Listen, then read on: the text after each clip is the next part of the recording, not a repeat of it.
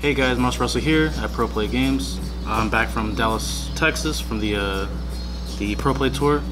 So I'm here to show you my top 16 deck list that I snuck in there, exactly 16th place. So let's get into it. Alright guys, so I top 16 with Brawly Yellow Leader, the BR one, not the green one. Don't really like the green one too much, it's too linear for me. So I decided to play a more generic leader. Like, most of his effects are just generic, and they're really solid. And it's a yellow Bloodlust leader, so that's really what it has going for it. So, being yellow, I decided to play a Shugesh deck. So my favorite is Biter here. It is a quad Shugesh deck, and it is GT. So let's get started. Alright, so with the GT engine, you're really aggressive, and there's a combo OTK style deck. So you're going to start off with 3 Batarangs. This is pretty much your game ender. This is how you close games. It's very necessary in the format right now, especially with all the Sparking Negates from zero life. From zero energy going around. You need to really be able to stop that. And Flying Nimbus really shuts down your turn, so you really need to Batarang it, or else you'll get stopped cold, which will happen to me in the top 16 match. Next, obviously, Force Shugesh. Pretty important to the strategy of the deck. You have to Shugesh out things at very high cost cards for zero, essentially, is your super combo. The only counter to this being Cronoa. Game 1, people usually don't have Cronoa. Game 2, they do, and then Game 3, you go first. So it's really easy to come back, getting 2-1s most of the games through Swiss. So next we have one Successor of Hope. It's literally just to find the Bardoks that I have in the deck, which are right here. It's a 1-3 split. It's just able to thin my deck out of 2 cards essentially, because it itself is considered a copy of Bardock, but it pulls 1 out of the deck, so you don't draw into it later when you don't need to. It's a great, if you open both of these, you can just charge 1 as energy and search the other one, and you have only 1 Bardock left in the deck, so it thins it out really fast. This is very important for Self-Awakening against decks like Super Shenron, they don't attack you early or anything like that, so you need to be able to awaken as fast as possible.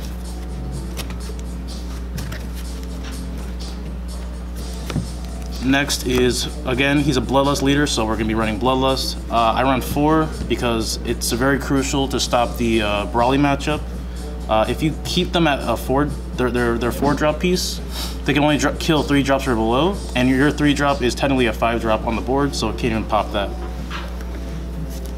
And a plethora of things that it can stop, so it's always generally a good card to have.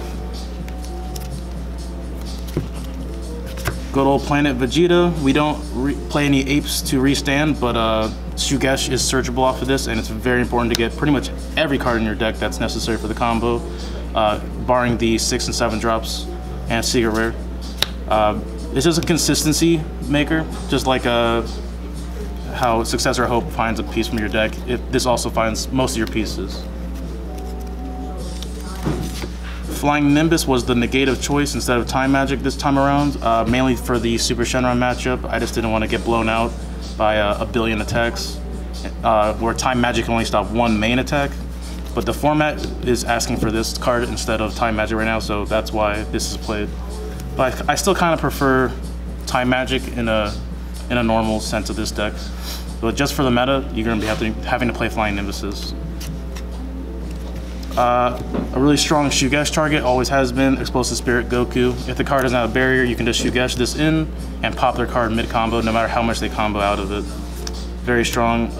In Game 1, the people don't expect it, completely shuts them down, and you pretty much win that game. Game 2, they usually side in Cronoas, and I side these out immediately. Alright, so that was all the yellow cards. The red cards, 2 Kabbas. Again, Self-Awakening is very good, and also Double Striking. And the third thing is that this is a Shugesh target, so I can 0 mana Shugesh in a Double Striker, which is very insane. I tried to do it against Daehan, but he Crusher Balled the Shugesh, so I didn't feel like bringing him in. Rested, that wouldn't have done that much good. Also, if you restand him with the leader ability, he keeps the power from the beginning, so he goes up from 15 to 25 on the second swing.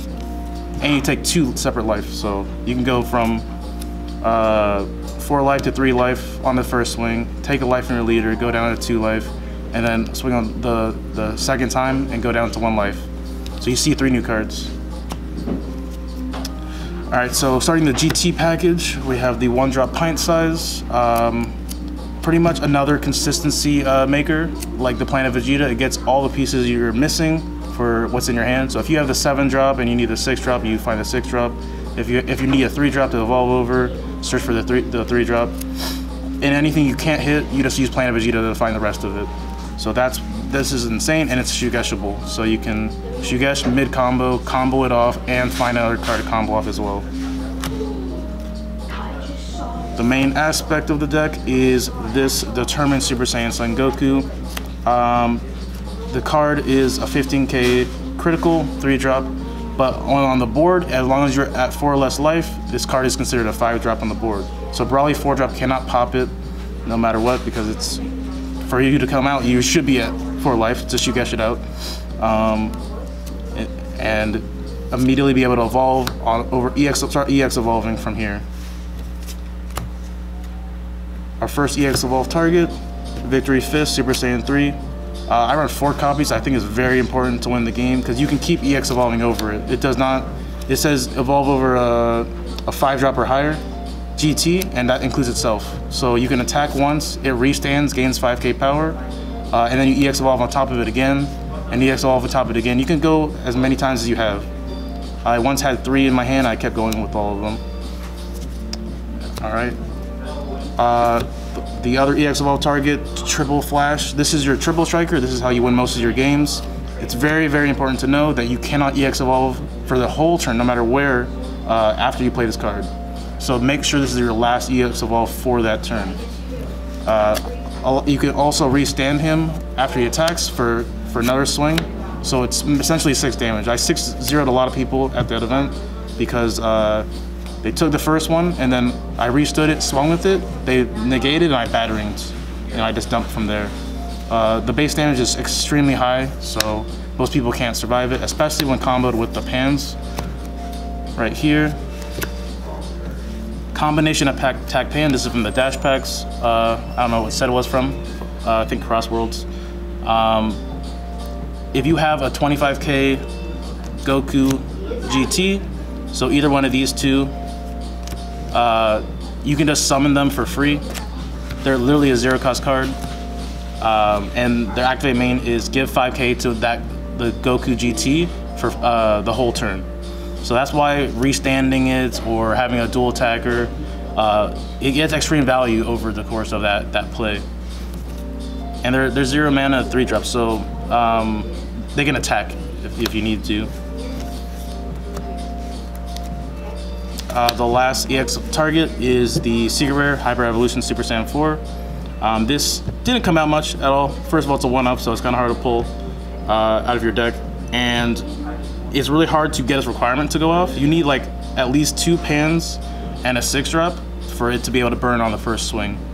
But after that, you can just keep restanding it with your leader ability or pitching 2 red cards. So it's pretty much a guaranteed game ender if you go against any type of stall deck like Janemba. Here's some 1-ofs. We got some Hidden Power Isekai. This is the Champa for the deck. It's mainly for my leader. Sometimes against like the Broly matchups, they have the Ignore Barrier 8-drop on the board, and I can't deal with that.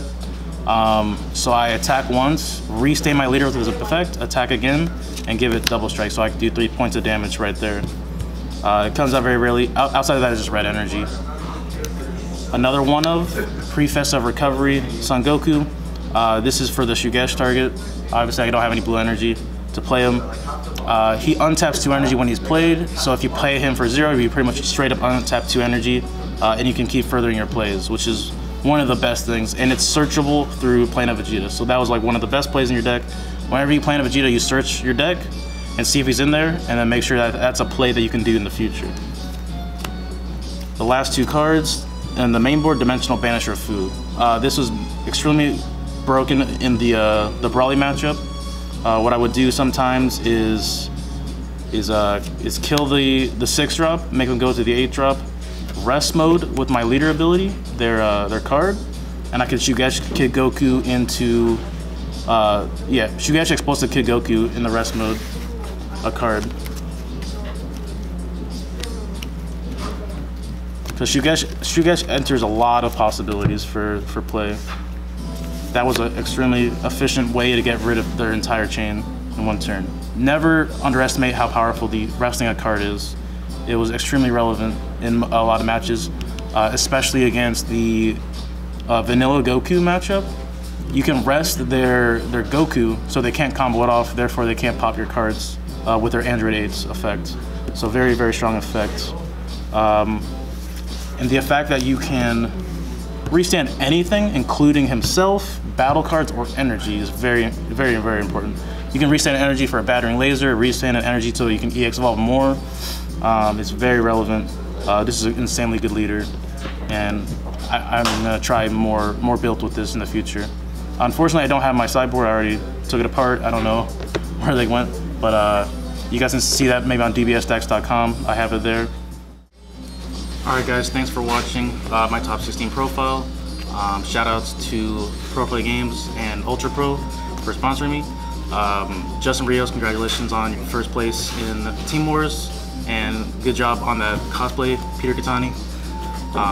And shout out to Daehan for 3 times knocking me out of Top Cut in a row.